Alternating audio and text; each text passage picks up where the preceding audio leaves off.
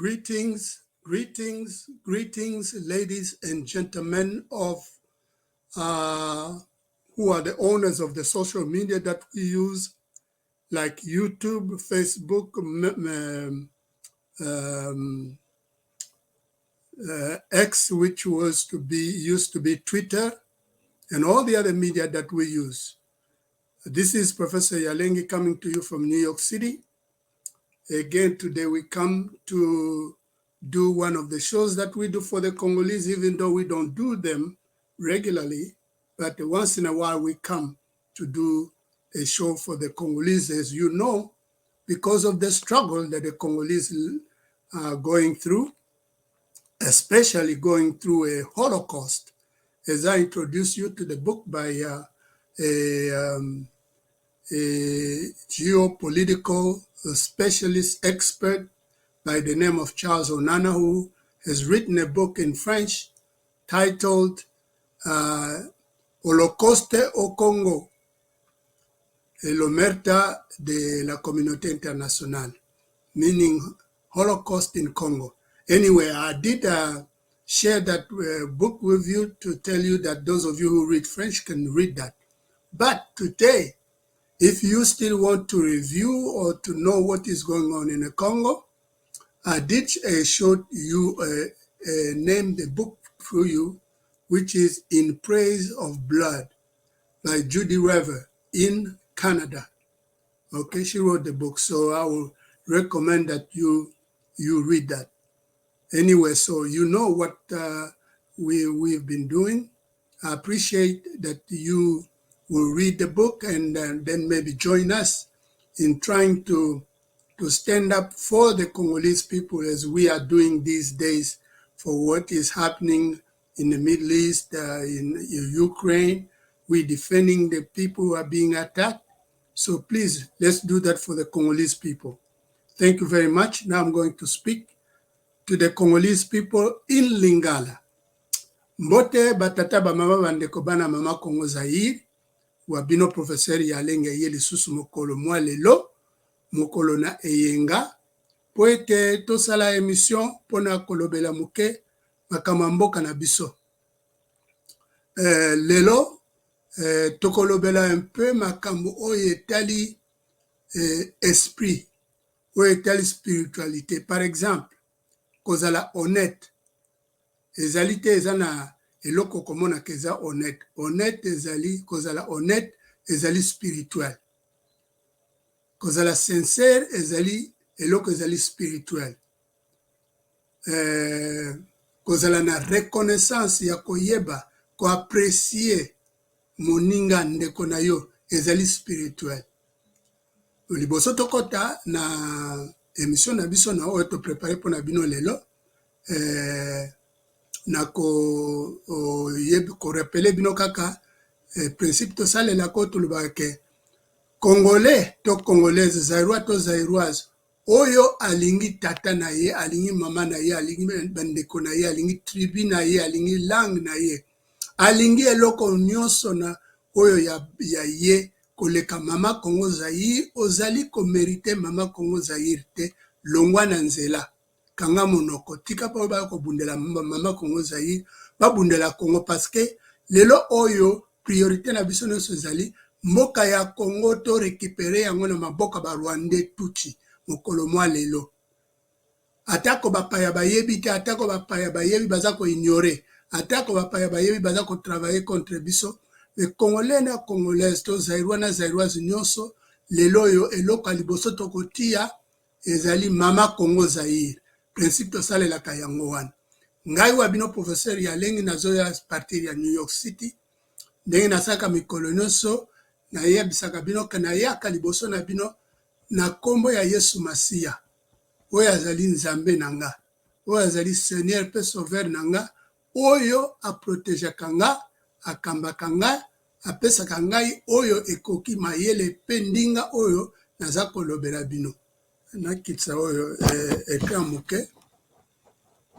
Voilà. Donc bandeko nanga, to yelelo na yelelo pona ko lobela bino émission oyo nakopesa bino titre napesa bino titre sikoyo. Titre ya lelo ezali tata bamama tozolobela, ezali liloba moto ndenge tosalaka mikolo nyonso.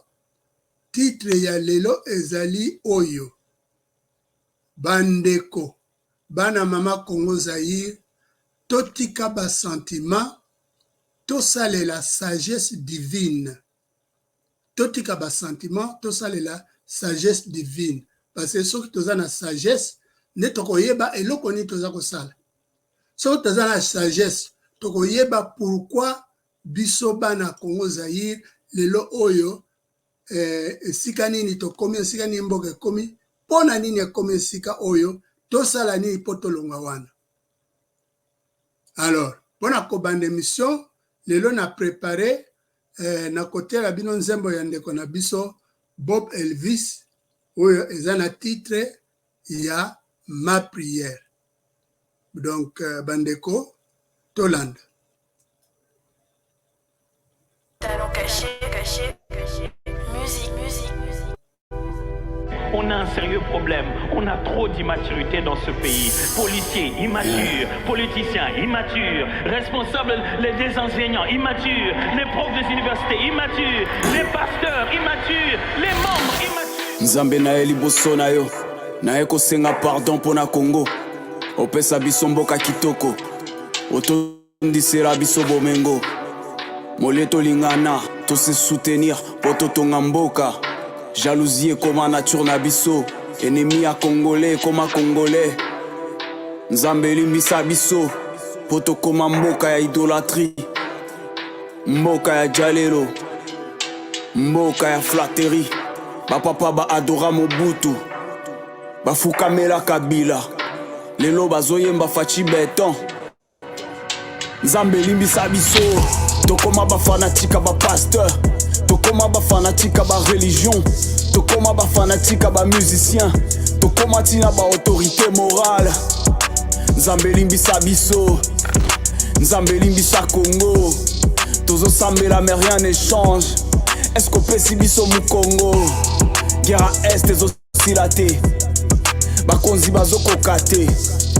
Monusco ezokokate. Union africaine ezokokate. Yonde solution suka. Biso maele sili. Yango na ekolele pana yo. Kotika RDC kabwana te. Limbisa biso pona tribalisme. Pona manque ya tolérance. Limbisa biso pona corruption. Kobanda na commune tina présidence. Limbisa biso pona silence. Limbisa biso pona hypocrisie. Bandeko na biso bazokufa. Biso kaka polémique na ambiance. Limbisa basala nzamba Congo. Ba juriste na ba journaliste. Limbisa bivota vota na biso. Topesaka pouvoir na ba irresponsable. Toza peuple à sentiment. Dirigé na ben compétent. Tozo ignorer ba droit na biso. Tozo se plaindre les to agir. Nzambe limbisa biso. Nzambe limbisa Congo. Tokoma mboka ya balcolique. Tozo vivre kata saleté. Caniveau comme ma poubelle. Ba tunnel et comme ma toilette. Yango tozo kufa na malaria. Yango tozo kufa na typhoïde. Limbisa biso pona ekobo. Tokoma neti Sodome na Gomorrhe. To négligea bokoko na biso. Et pourtant tozali ba bantou. Ba jeune garçon ba opesa sima. Pona pasi pona elamba. Pona téléphone. Ba jeune fille na ba tata. Pona pasi bandi ma ba partouze. Limbisa ba Jean à Snell. Limbisa ba Jean à Régie des eaux. Limbisa ba chauffeur à Congo. Ba moteur na ba reso ba la vakate. Batela ba soda na biso na front. Nzambe mawana yo ezala likolo ya Congo. Yeah.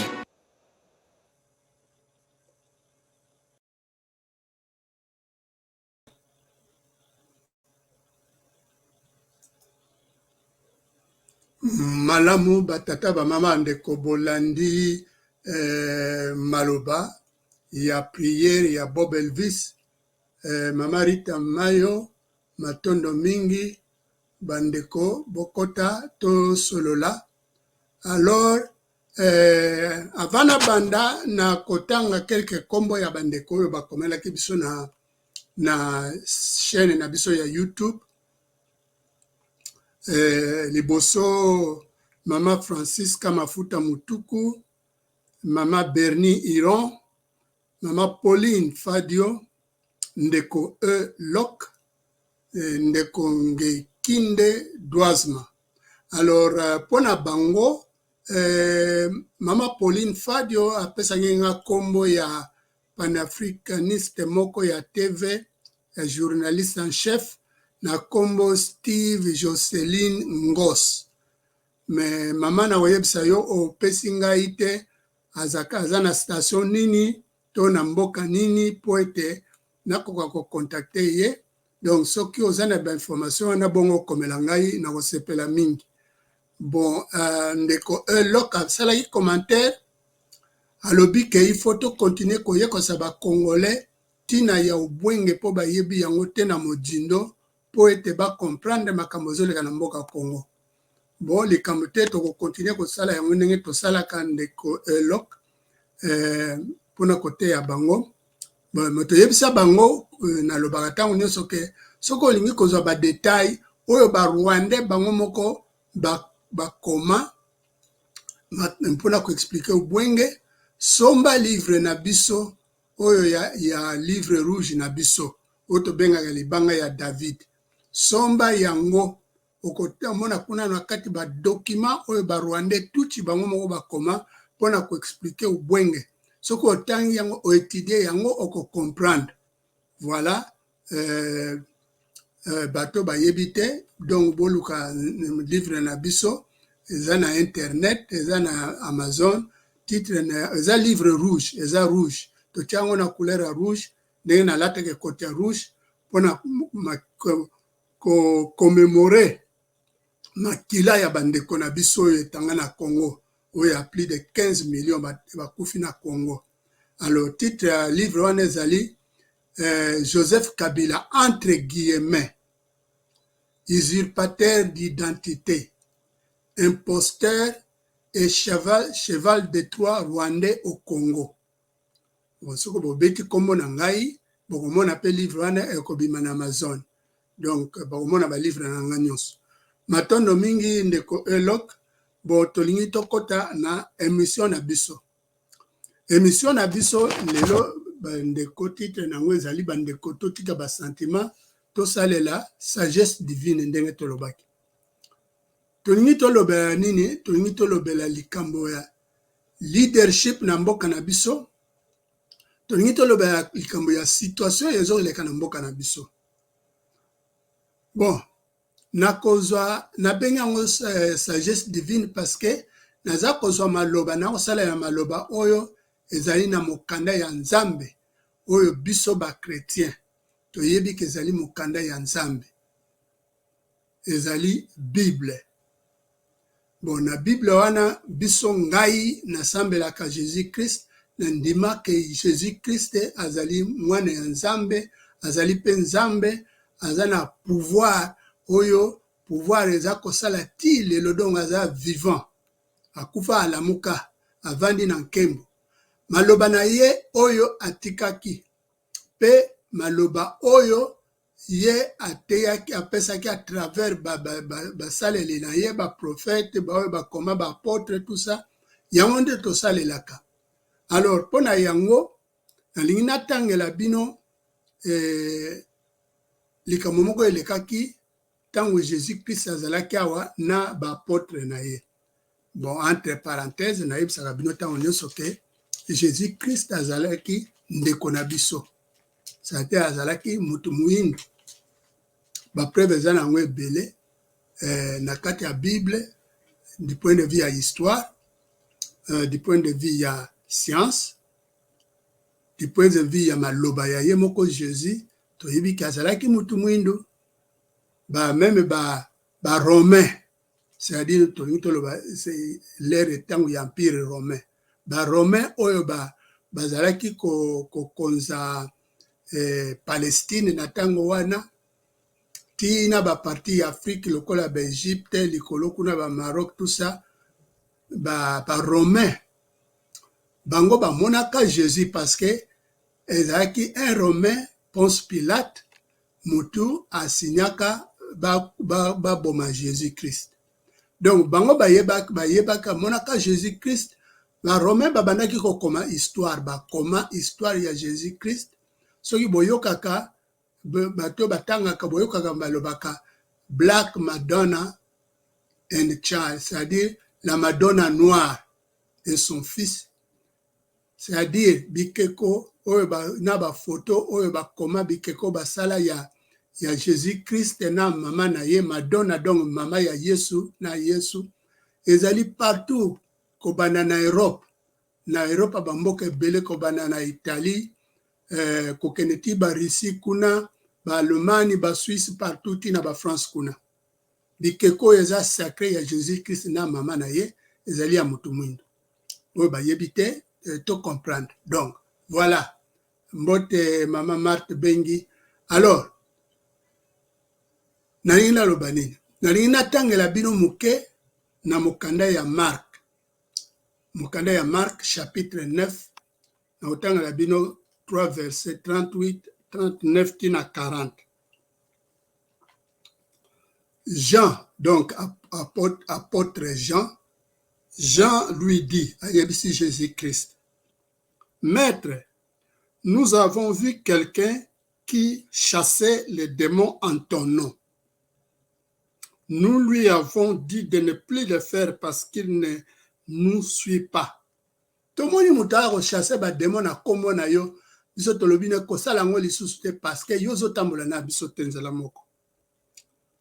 Ne l'empêchez pas, répondit Jésus, car personne ne peut accomplir un miracle en mon nom et aussitôt après dire du mal de moi. Celui qui n'est pas contre nous est pour nous. Muto aza contre biso te, azali pona biso. Donc soki muto asala bolamu na kombo na ngai, bopekisa ye te. Ça dit wana eza preuve que mutu wana aza mutu na bino. Pona nini natangi passage wana parce que batata ba mama bandeko lelo oyo na mboka ya Congo Zaïre tozali confondu, tozali confus, tozali un peu partout, tozali ko salela ba sentiment. Nakopesa bino ndakisa lelo baninga bato ebele bozolo kabazolo soki mutu wana azali camarade to bamindele baza ko apprécier ye pona ba congolais oyo bazangi sagesse divine pona bango azali ennemi ya Congo donc azali mutu asala ya kamindele. C'est comme si soki mutu siko bato bazo ko sala na Rwanda tuchi na bato Kagame parce que pona nga Kagame akufa banakala pona bato osala bana osala ya Kagame ti lelo bako sala ya batuchi o bavandeli biso na mboka ba Hippolyte Kanambe ba Ruberwa ba Nyakeru batuchi o bavandeli biso donc bato wana baza bandeko na biso. C'est-à-dire mutu mwindu kaka mutako ozala ndeko na yo mundele ako ozala ndeko na yo te. D'ailleurs boyebi science boyebi na tote ya kabate ya mokili mobimba bato mayele bayebi ke barasi nyonso ewute pa ya biso ba noir. Mais nalingi napesa bino exemple moko spécifique parce que nalingi boyeba toyeba bomoni mutu oyo Ede Morel boyebi mutu Morel na lobela bino histoire na ye na tango ya roi Léopold II na tango baza kokata ba mama na biso kokata koboma bango kokata ba mibali ba organe sexuel na bango kokata bana mike makolo mana maboko tango ya roi Léopold II tango ya Holocauste na liboso salamaki na Congo ya à peu près 15 millions ya bato mutu mwindu moko te atelemaka po abundela Congo pona ko libérer Congo.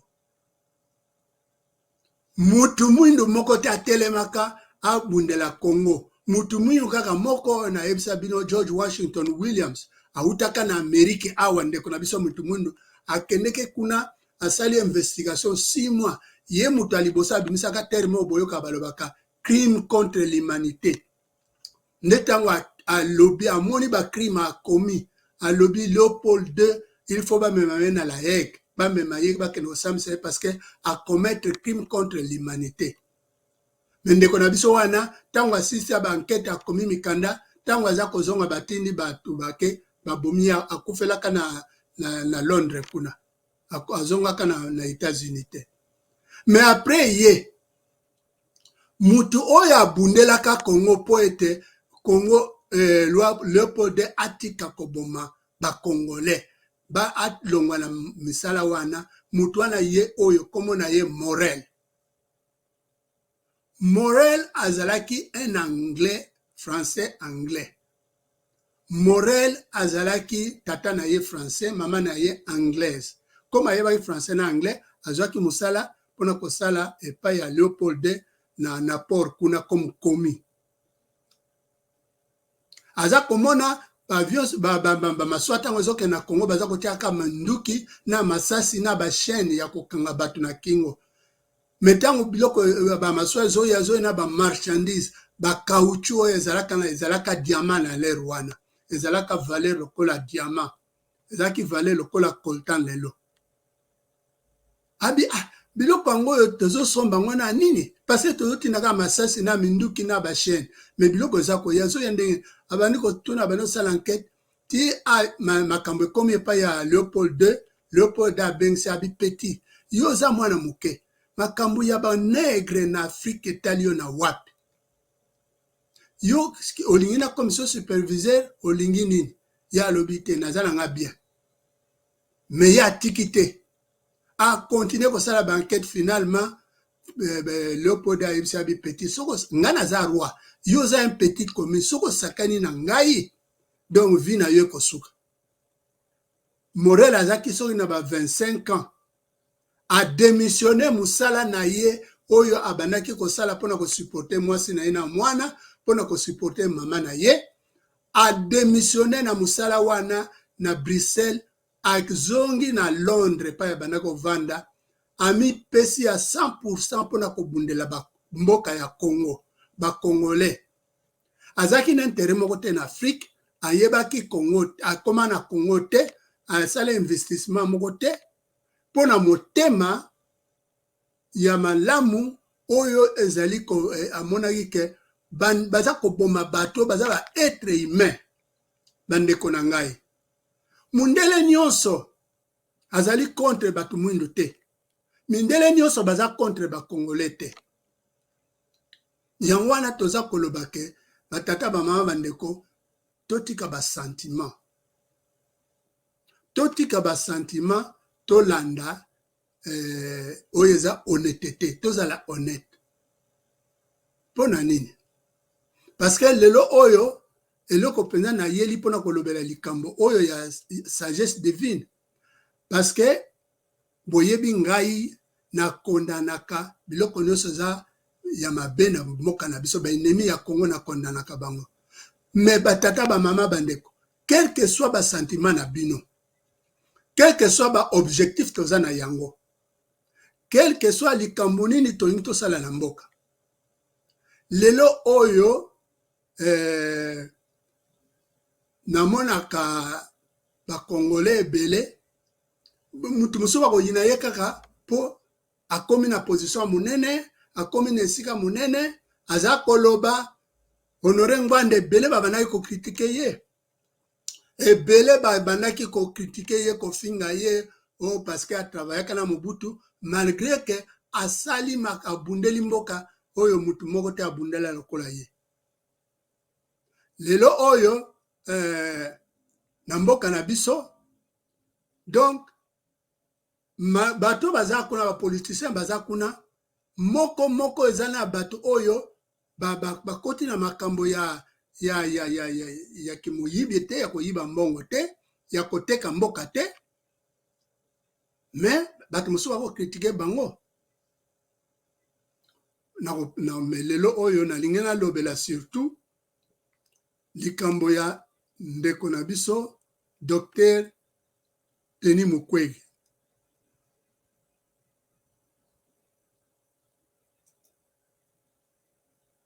nalingi lobe kama Dr Denis Mukwege bandeko na ngai ngana yebisaka bino ntango nyonso bolandaka ngai namoni bandeko mosusu bakomi bakoti ndeko Kamakura Buka ndeko Robert Soleil merci mingi boza mwa mingi bato kaka batie bakombo bango wana bolanda bopartage pe nalingi naloba likambo ya Dr Denis Mukwege bandeko na ngai bana ya mama Congo Zaire eza pasi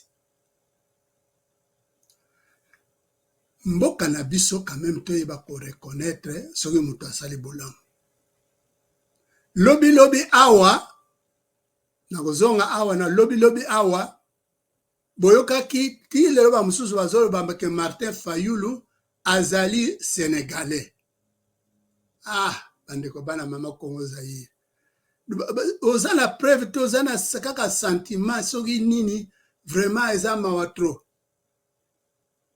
na yokaki professeur Yombi alobela likambo ya Martin Fayulu apesa identité apesa lokola mwa biographie na ye ke Fayulu aza mutu ya Fatundu donc na Bandundu aza mumbala il y a quelques jours namonaki azopesa discours na Kimbala epai ya bandeko na ye mais mpona bacongolais oyo balingi ye te bapesi ye alobi aza sénégalais vraiment tozalaka même na mwa honnêteté tozalaka même na mwa honnêteté ke toyebi te totala parce que ye nini akoti na makambo ya koyiba mbongo ya Congo te akoti na makambo ya kotravailler na bato baza kotrahir mboka te alors il faut azala sénégalais bandeko na ngai lobi awa avant Fayulu ndeko na biso Mobutu Sese Seko Kukumbwendu wazabanga babanda oloba nini azali soko togolais soko azali soki tchadien soko azali vraiment batata banga bandeko biso oyo biso tokoli na tango ya Zaire tango mboka ezaki Zaire ezaki de Congo ekomi Zaire biso tokoli na Zaire biso tosisi ba humanité na Kinshasa na ba année 74 to 74 mais Kinshasa ezalaki poto moindo ki Congo na biso ezalaki ini soki okei obimi libanda babengi o Zairoise olati maputa oza kotambola na fierté to Zairois monde mobima babanda ko banga biso me mutu asali musala wana Mobutu me babenga ye mutu bapai boye alors donc pona koloba ke bandeko ba mama mpe batata ya Congo tozala quand même na moi honnêteté tozala quand même na moi sagesse mutu oyo aza kosala eloko ya bien mpona mboka akoki kozala contre mboka te moto aza kosala sacrifice mpona mboka na biso akoki kozala ennemi ya mboka te parce que ennemi ya mboka na biso kobanda batuchi na Etienne Tshisekedi babanda kosala badili ya lokuta na secret na barwandais tuchi ti kokoma na mwana na ye Félix koleka epai ya Hippolyte Kanambe baza koloba maloba ya kobongisa mboka me babongisa mboka te baloba maloba ya mboka kobongisa mboka me baza koyiba mbongo baza koboma donc po loba ata abotami na Congo soko ata aza congolais lokola Félix soki ye aza kobongisa mboka te aza koboma aza koyiba mbongo aza kosalela batuchi donc aza ndeko na yo te aza ennemi ya mboka na bino alors donc tozonga epai ya Dr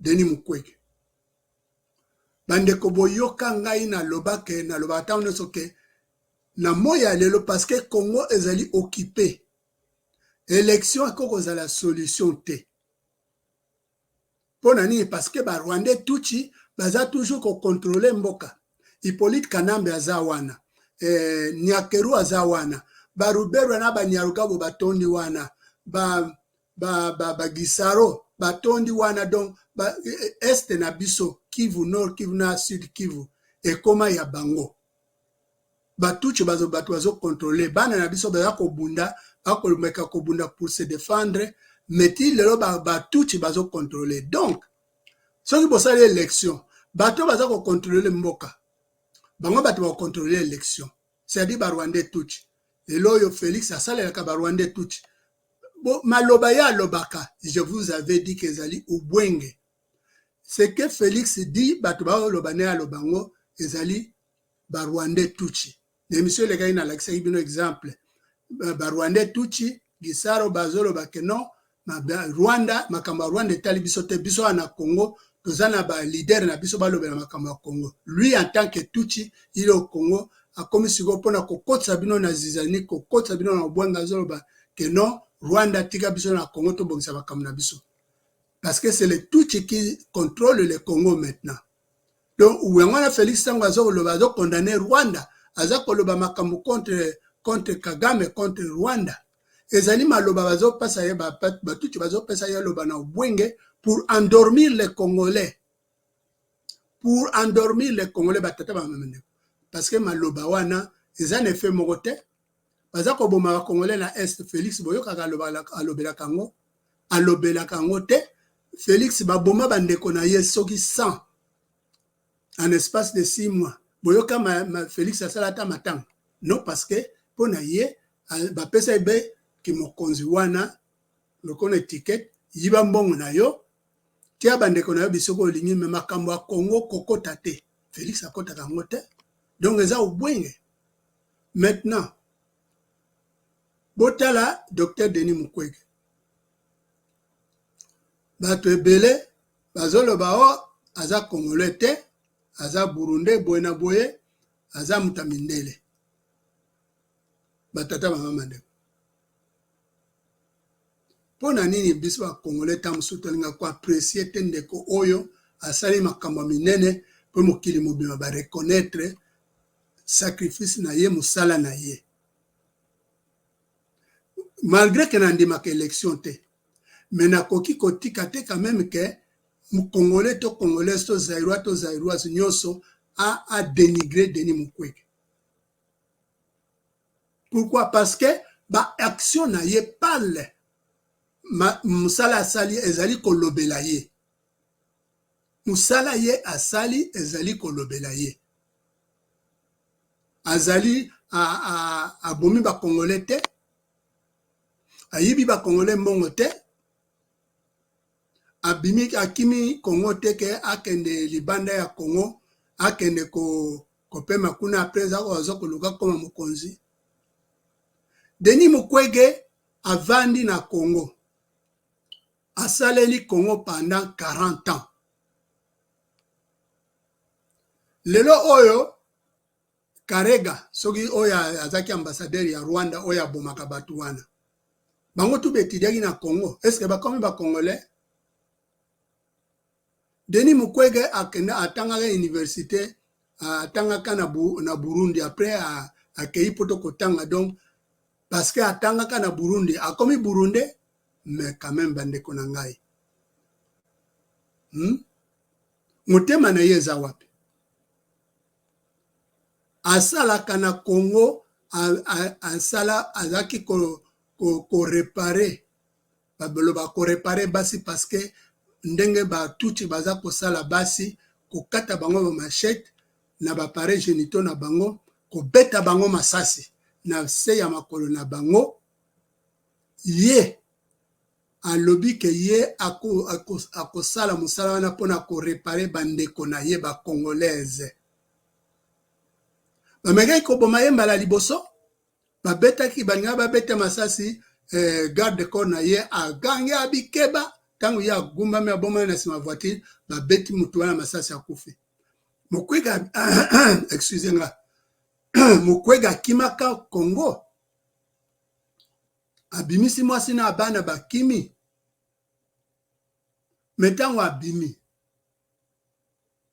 ba mama oyo ya banaki ko réparer parce que asala programme tant kaka te pona ko soigner bango mais en même temps asala programme pona ko lakisa bango misala asala programme pona ke bango pe bazala responsable ya vie na bango donc asala ba programme ebele bamama wana nyonso basangisi mbongo oyo batekelaka biloko balonaka oyo bazwaka na misala bamosusu bakomaka batailleuse oyo batongaka bilamba basangisi mbongo batindeli Mukwege tike balobi na ye munganga na biso zonga soko ozongi okobanda kovanda na biso moko awa na hôpital biso moko tokobanda kokengela yo.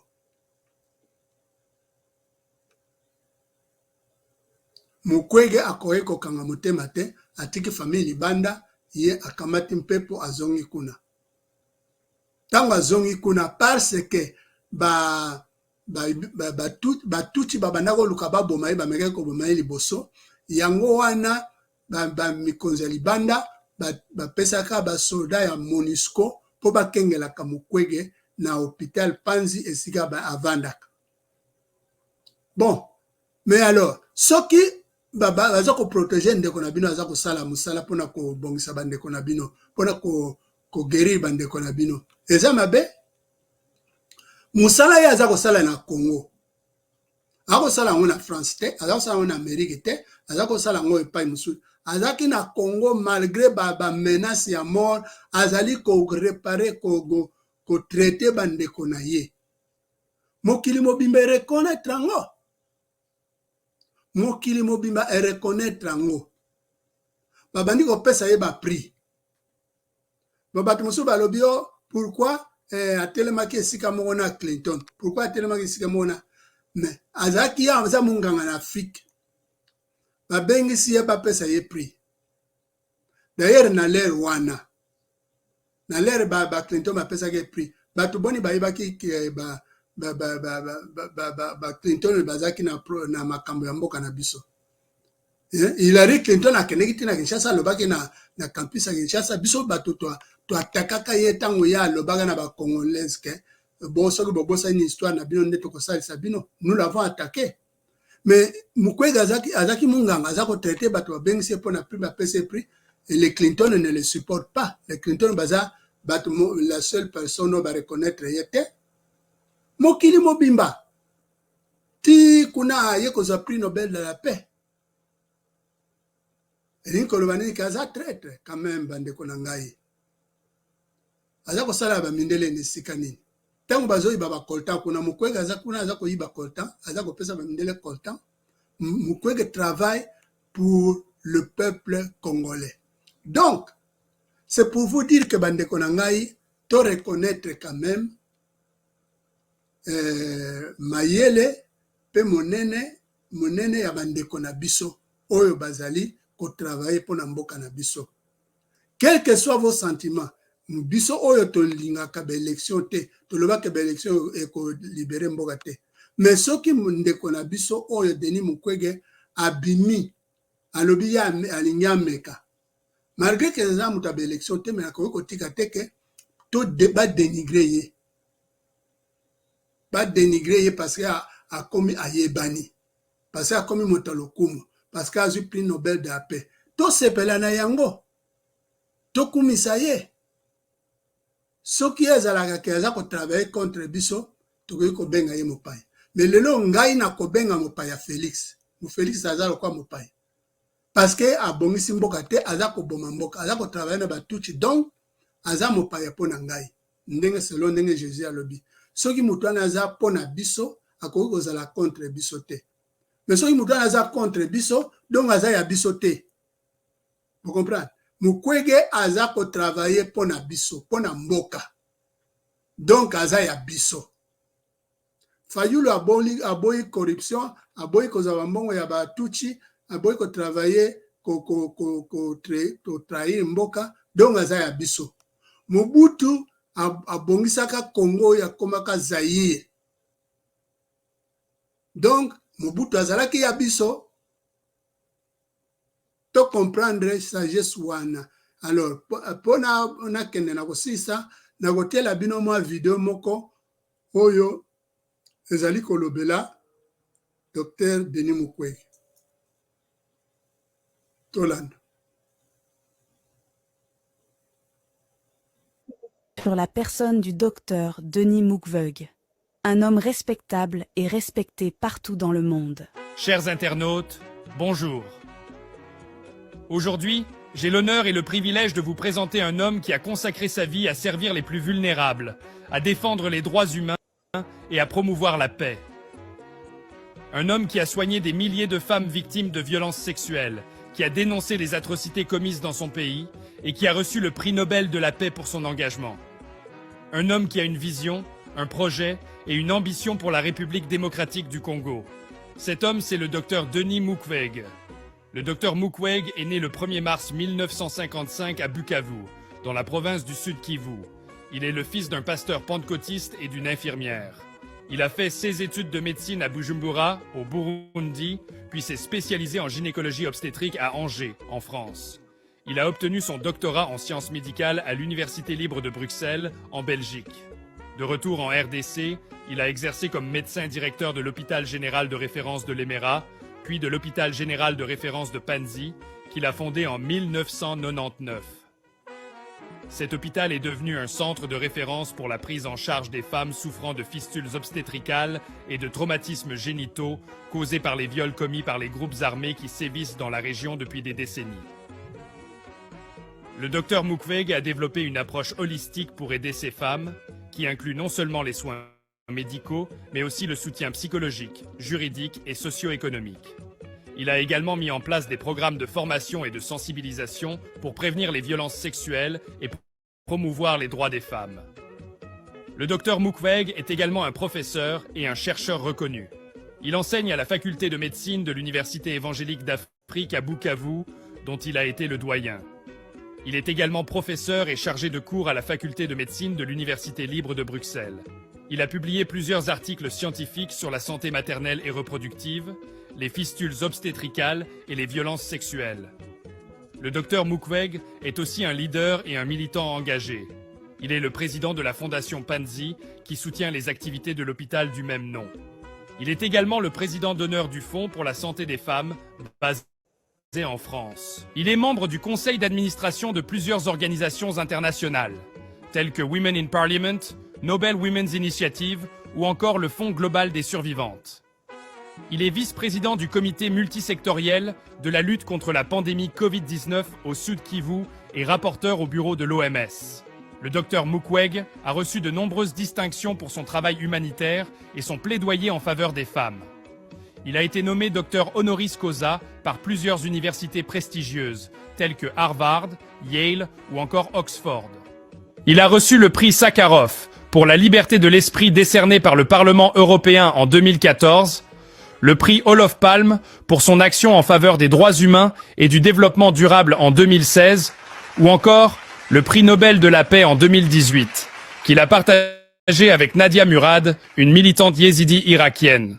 Suivez ce que le président congolais Félix Tshisekedi a dit sur lui. D'abord, au docteur Mukwege, je le dis et j'insiste ici, c'est une fierté nationale. D'ailleurs, il tarde que on lui décerne une décoration valorisant son combat pour la réparation des femmes, son combat pour la restauration de la paix à l'Est, et il a toute ma confiance et toute mon affection. Ce n'est sûrement pas quelqu'un qu'on peut manipuler. Il est originaire de ce coin-là, il vit là-bas, près des victimes. Donc je crois que c'est quelqu'un qui est bien placé pour parler de nos populations. Donc il a toute mon affection et tout mon soutien. Le docteur Mukwege est un homme d'une grande humilité et d'une grande générosité. Il est marié et père de 5 enfants. Il est un fervent chrétien pentecôtiste et un amateur de musique classique. Il est une source d'inspiration pour des millions de personnes à travers le monde. Mais le docteur Mukwege n'est pas seulement un médecin, un professeur, un militant ou un prix Nobel. Il est aussi un citoyen congolais qui aime son pays et qui rêve d'un avenir meilleur pour son peuple. Il est convaincu que la RDC peut sortir du cycle de la violence, de la pauvreté et de la corruption et se mettre sur la voie du développement, de la démocratie et de la stabilité. C'est pourquoi le docteur Mukwege a décidé de se présenter à l'élection présidentielle de 2023. Il a élaboré un programme ambitieux qui repose sur 4 piliers: la sécurité, la justice, la santé et l'éducation. Il propose de renforcer les forces armées et la police nationale, de lutter contre l'impunité et les violations des droits humains, de réformer le système de santé et d'améliorer l'accès aux soins pour tous, et de promouvoir une éducation de qualité et inclusive pour les jeunes générations. Le docteur Mukwege a besoin de votre soutien pour réaliser son projet. Il vous invite à le rejoindre dans son mouvement citoyen, qui rassemble des hommes et des femmes de toutes les régions, de toutes les ethnies, de toutes les confessions et de toutes les sensibilités politiques. Soutenir le docteur Mukwege cette année, c'est de faire de la RDC un pays où il fait bon vivre, où les droits sont respectés, où la paix est garantie et où le progrès est partagé. Dans notre prochaine vidéo, nous allons vous proposer son CV de façon très détaillée pour que vous connaissiez cet homme de qualité. N'hésitez pas à vous abonner, à partager la vidéo.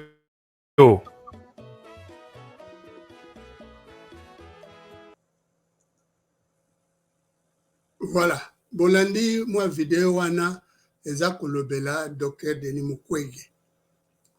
Donc, ngai, na ye pona ko supporter makambo élection te, na ye simplement pour ete bandeko to reconnaître ndeko na biso.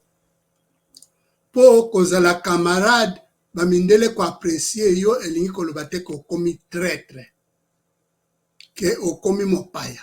Surtout, soki tolandi sagesse divine, ke mutu aza kosalela, aza kosala bolamu pona yo, akoki kozala contre yo te. Bandeko na biso o baza kosala makambo mabe contre Congo, toza na sima na bango, ou bien toza ko toléré bango. Alors mutu oyo a sacrifié vie na ye pona mboka na ye. Mokili mobima ba reconnaître yango. Ba pesi ba titre ti ake koza prix Nobel de la paix parce que aza ko bundela mboka na ye. Aza ko traiter bandeko na ye malgré danger. Oyo ba Rwandais tuchi bazo sala tout po ba boma ye. Bo ndenge nini bo baluka, bo diaboliser ye, bo komisa ye ennemi, comme si bino boza komona te, bolamu oyo aza kosala mpona mboka na bino. Donc, eloko na yaki lelo mpona lobela, ezali yango oyo batata bamama bandeko. To apprécier bandeko oyo baza kobundela mboka na biso. To apprécier bandeko oyo bakomi esika ya munene, ba accompli makambo ya minene. Lobi awa ezalaki bakomaki koloba ndeko na biso professeur Yombi aza na Corée du Sud, oye aza atanga te, aza professeur te. Alors que soki okei kaka na Google obeti kombo na ye, okomona biloko nyonso to asalaki aza professeur ya munene na Corée du Sud. Mais bandeko oyo baza motema mabe. Atako bozoyo kanate. Mais il faut qu'on reconnaisse mutu oyo eloko nini ya azali. Reconnaître oyo ya accomplir. Reconnaître musala ya asali. Reconnaître musala ya asali. Soka zobundela mboka reconnaître yango. Koko nzala teka ko diaboliser mutu parce que olingi yete. Na pesaki bino na bandaki exemple ya Morel Mundele, en anglais, français. Oya yebi Congo te. Soki yete me Congo batu basilaka na Congo. Na tango Léopold II. Soki Morel te. Lobi soki nzambe asalisi biso tozongi mboka, il faut tosala mwa monument moko pona Morel wana. Soki ya bundelaka Congo te. Léopold angasi sabatu. Mais aza mundele akoma Congo te, aza na ndeko na Congo te, azaki na intérêt na Congo te. Humanité, motema ya malamu pour l'humanité, pour l'être humain. Donc bamindele ba reconnaître Denis Mukwege ba reconnaître pona motema na ye, asali sacrifice pona bandeko na ye, aza ko sala oyo ezali impossible que mutu oyo bameki ko boma vanda wana continue ko sa musala wana. Mais ya sali yango akimite aza souffrir na bandeko na ye, a sacrifier na bandeko na ye, vie ya lix ezate, na panzi vie ya lix vous allez pas wapi. Donc bandeko na ngai batala mama bandeko, nakanisi na kosukisa wana mpona koyebisa bino ke bon tobundela mboka koluka kolibere mboka na maboka barwandais tuti mais todenigre Mukwege te todenigre Yombi te ndenge babandaki kodenigre Honoré Ngwanda. Ces gens-là se battent pour le pays. Ils se sont battus pour le pays. Donc, bateau baza ko dénigrer bango bandeko na ngai, donc baza ko manquer sagesse ezate. Bon, discuter makama politique hein. Wana eza problème te, token élection te, to sa la révolution, to libérer mboka ndenge nini ou bien ndenge nini. Wana eza makambo ko discuter. Mais ko dénigrer mutu te ko komisa yete wa aza sénégalais, aza togolais, aza burundais. Non. Ça wana ezali kozanga sagesse divine. Omoni yango nde na ngana sukisa wana pona koloba ndenge na sisaka ke batata mama ndeko tobundela mboka ya Congo. Po mboka na biso za maboko ya Batuchi. Mboka na biso za maboko ya Batuchi.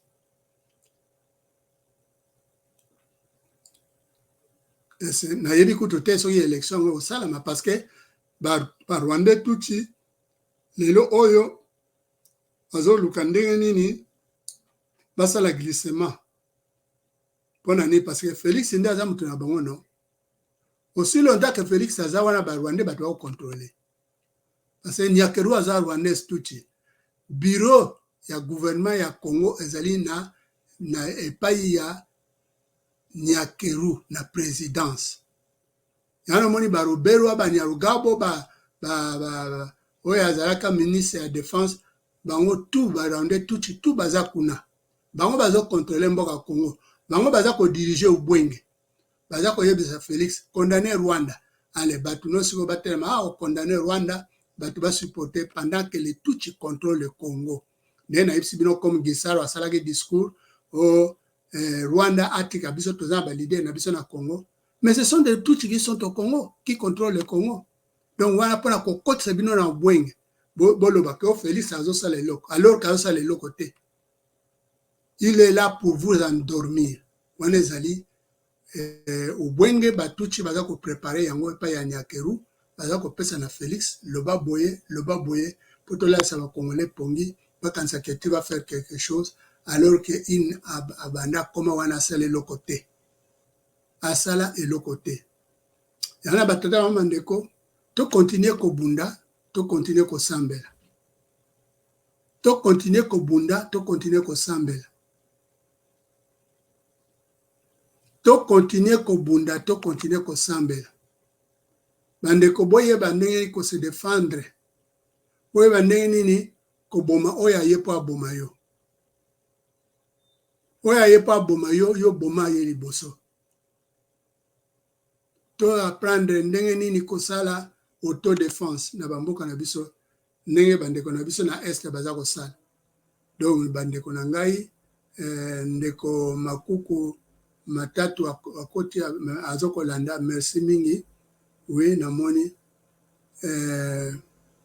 mbote na bino nyonso batata mama ndeko bo partager merci mingi. To continuer ko bunda, to continuer ko sambela na lelo na yaki pona kolobela likambo ya divine sagesse ou sagesse divine. Donc, to discuter makambo ya politique, comment nous allons libérer le pays. Mais to dénigrer bande côté basali makambo minene.